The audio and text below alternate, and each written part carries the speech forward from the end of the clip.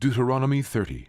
And it shall come to pass, when all these things are come upon thee, the blessing and the curse which I have set before thee, and thou shalt call them to mind among all the nations, whither the Lord thy God hath driven thee.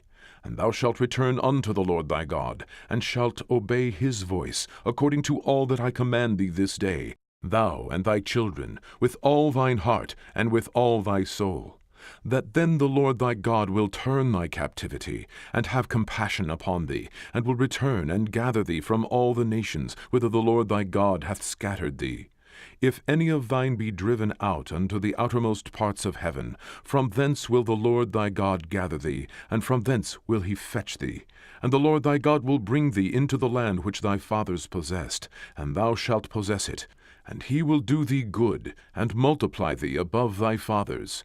And the Lord thy God will circumcise thine heart, and the heart of thy seed, to love the Lord thy God with all thine heart, and with all thy soul, that thou mayest live.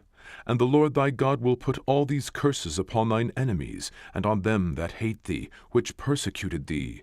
And thou shalt return and obey the voice of the Lord, and do all his commandments, which I command thee this day.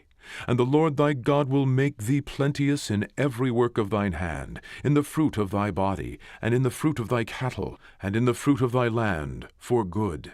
For the Lord will again rejoice over thee for good, as he rejoiced over thy fathers. If thou shalt hearken unto the voice of the Lord thy God, to keep his commandments and his statutes, which are written in this book of the law, and if thou turn unto the Lord thy God with all thine heart, and with all thy soul, for this commandment which I command thee this day, it is not hidden from thee, neither is it far off. It is not in heaven that thou shouldest say, Who shall go up for us to heaven, and bring it unto us, that we may hear it, and do it? Neither is it beyond the sea that thou shouldest say, Who shall go over the sea for us, and bring it unto us, that we may hear it, and do it?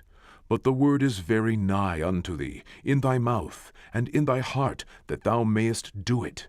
See, I have set before thee this day life and good, and death and evil.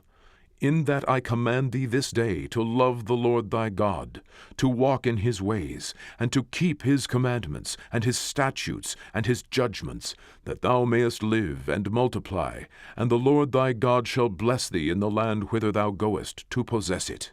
But if thine heart turn away, so that thou wilt not hear, but shalt be drawn away, and worship other gods, and serve them, I denounce unto you this day, that ye shall surely perish, and that ye shall not prolong your days upon the land, whither thou passest over Jordan to go to possess it.